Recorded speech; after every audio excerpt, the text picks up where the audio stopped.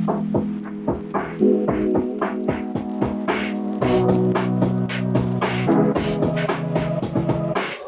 days and sleepless nights since you spoke out and hurt my pride, yeah.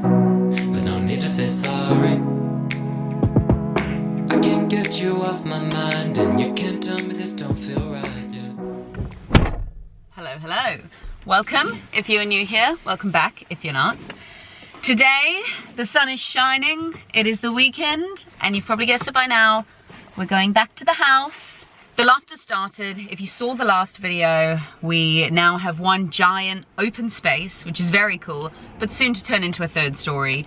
We are heading to the house today to start digging up the back garden. While we've got the skip at the front of the house, it makes sense just to clear the entire garden ready for the kitchen extension to be built, but also to tile the back of the house. We don't want any grass. It's London. Where the hell are we going to keep a lawnmower? So we're just tiling everything, and I think it'll be pretty perfect for summer. As you know, got a self-facing garden, got the sun all day, every day, so we really want to make the most of that space, and we're very looking forward to having friends over in the summer for numerous barbecues.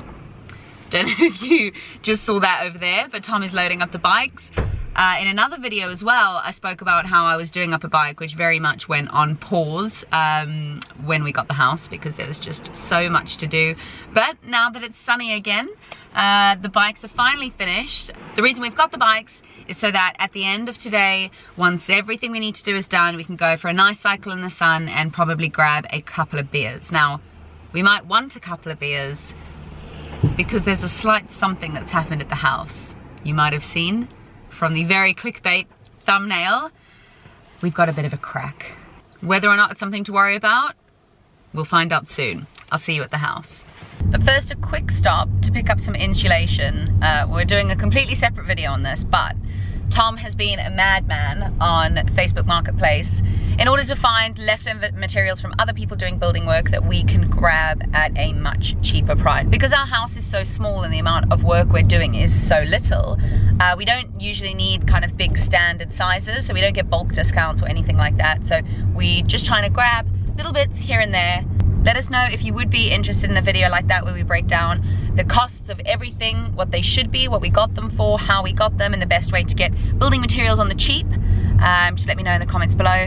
But for now, we are in, very interestingly, a county park, finding our way to a farm entrance where we're picking up a bunch of insulation, and it's absolutely stunning around here.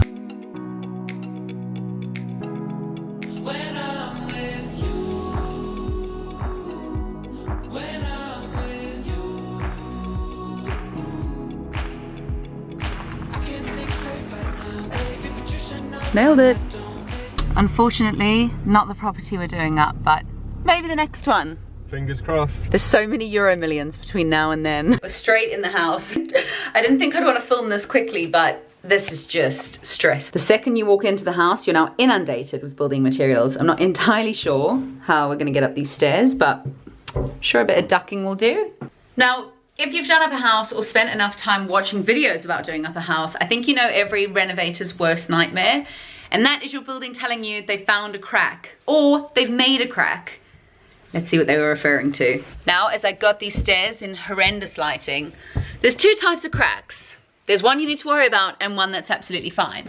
The one you need to worry about is on an external wall, a supporting wall, basically anything that's protecting other things. The ones you don't need to worry about, and don't hold me to this, I'm sure there's exceptions, but the ones you don't need to worry about are the internal, non-load bearing walls that have been standing for hundreds of years. Now, we have a massive crack. I mean, yeah, it's not great. Let's not tell our mortgage company. But the good news is that it's not a load bearing wall, meaning it's annoying, it's extra work, and I'd much prefer not to do it, but the house isn't gonna fall down. And at this point, any news that's not that news is good news. Now, we obviously have a big crack to deal with. And there's a couple of ways you can do that. Way number one, get your builder to support it, fill it in, rebuild the bits that need rebuilding, and hope for the best. Or number two, you can just knock it down. Let's go.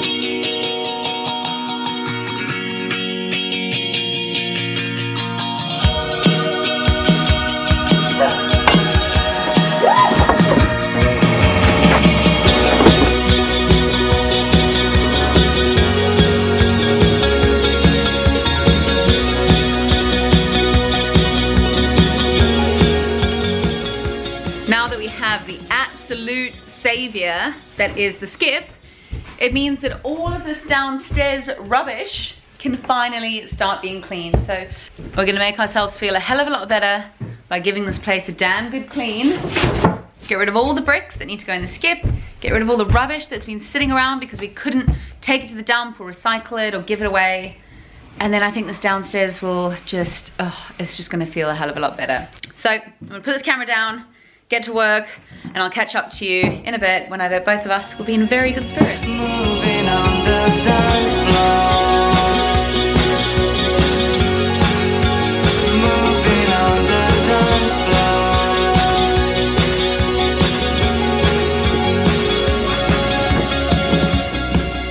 She lives a lushy life with boys around her back. She acts like she don't care when she bangs your door. She looks so fine. All the bricks we've saved from knocking down internal walls we're going to keep, as long as it's not broken and it's a full brick. We're going to keep, and then we use that to build the extension outside when the time comes. Couldn't get much easier when she's up above the sky. Oh no, she'll get you in trouble. Perfect and clean, ready for that chimney breast to come down. What you don't see is all the mess over there, but that's building stuff, needs to stay. That is ready for a nice upcycle, and it will be moved over there to the lounge chimney breast, but this will be gone. And I think we're gonna get a nice little dining room booth type thing going on. Yeah, this is the kind of thing we're thinking that will go in this corner. I think if it's tucked out the way here, it's great because it leaves this kind of walkway straight through to the kitchen, which would be nice. And obviously it means we can have a much longer, wider table if it's pushed to the side. So, could look good. Hopefully not weird, but I think we're pretty set on that. And as well, we could use them for storage underneath. Exactly, the little benches underneath for storage, which will be good. Didn't realize how dirty I was before, but the next glamorous job we've got is to remove all of the rubble that fell below the floorboards as we removed this wall over here. The reason we need to do this is because the dirt and rubble is currently above the damp proofing underneath our house, and if you don't clear that up, you risk getting rising damp in your walls and up the side of your home. So it could also like rot the floor joist as well. There we go, insider knowledge. Can also rot the floor joists. So we're gonna get cleaning that up. Super glamorous, super fun, but feels good to get stuff done. Right, Tom? Yeah, this is great. Feels it's so great. Clean. So you can see here where the dirt and rubble and stuff has just risen above the damp proof. So we're gonna get rid of that. And we're also gonna give a bit of a clean. I don't know if you can see a lot of rubble and stuff has ended up under here. So we're gonna give that a clean, give the damp proof a good wipe, and we're good to go. As you can see, the positioning of the floor joists does not make this the easiest job. And then hopefully what you can now see is the wood, the slate, which acts as a damp barrier, and then the bricks below. So we just had to make sure that all of this was clear, which we've now done. Time for some lunch, I think. Should we go? Let's do it. Can you see that colour?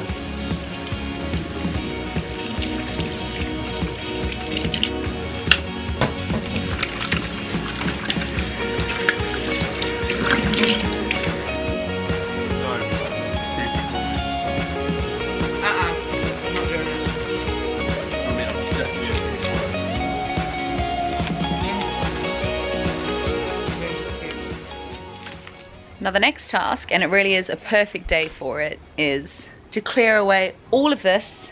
We want to get the garden completely empty so we can change the fence, lay some tiles, and get this all cleaned up. Unfortunately, it's mainly concrete, which means it's going to be very heavy and very hard to move, but it needs to be done. Usually the garden is the last thing you would do, but because we have a terraced house and there's no side access, it means that once our house is nice, we're not going to want to lug all of this through. So we're doing a little bit backwards, but we think it's the best way.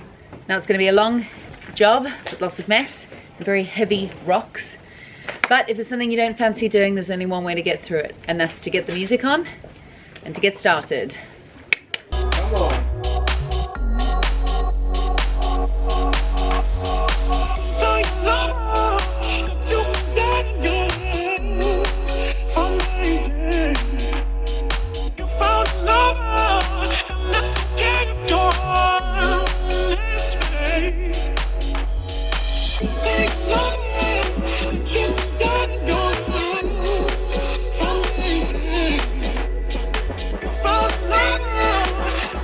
All right, it's 3:15. We've been non-stop for a couple of hours now. Yeah. Couple of hours. Pretty happy with what we've done so far, given the time we've put in. But we've not got much of the sun left, and we're thinking it's time to go for a bit of a cycle, grab a beer as a reward for a long, hard day's work. And then final job of the day, just getting out that insulation we picked up earlier, and then we are free to go.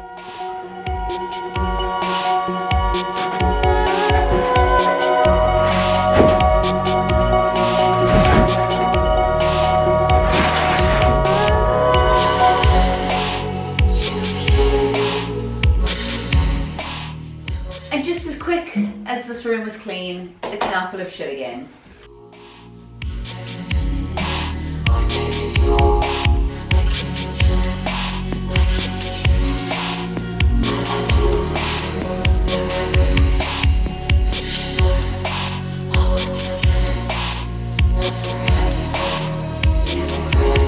All right, so it's the next day. We're up, back at the house, bright and early today, in order to get cracking on the garden again. While we have the skip out the front, we just want to get as much cleared from this house as possible. As much as I hate to do it, let's go out into the cold and get cracking.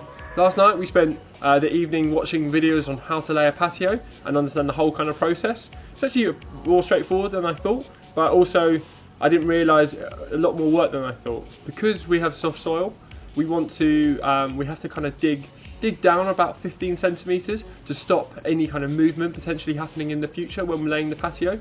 So the first thing we need to do is dig down 6 inches for a sub base using quite small kind of hardcore shingles. From there we're going to then have like a layer bed of like a cement mix followed by the patios. Now I think we've realised the sheer amount of work that this additional dig is going to take. We've been a little bit smarter about the way we do things. First thing is Tom's taking off the kitchen door so that we can get the wheelbarrow in use. And we're going to be using the pickaxe to soften the garden while the other one sorts the bricks from the mud and starts to dig.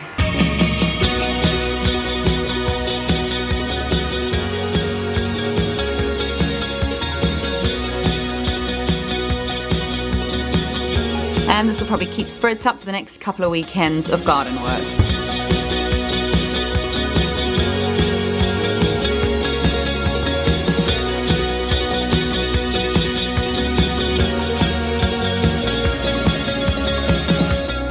All the things they kept inside, she told the morning sun.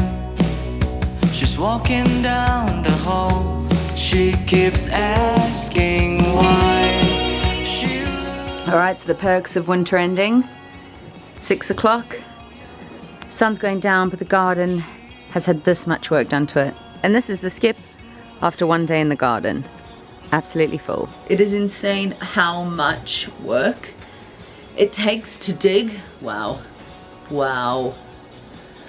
I think we've been working on this all day, and this is how far we've got. So it's certainly a big job, but I'm very happy with what we've done so far. I feel like it was a great weekend spent digging. The weather was great, couldn't complain. And that's it for this week. As always, thank you for watching, and I'll catch you next Wednesday. Goodbye. I'm so tired. I'm so tired. I'm so tired. I smell like beef. When I was away, you were in this other light, calling out to me, I can make a summer cry.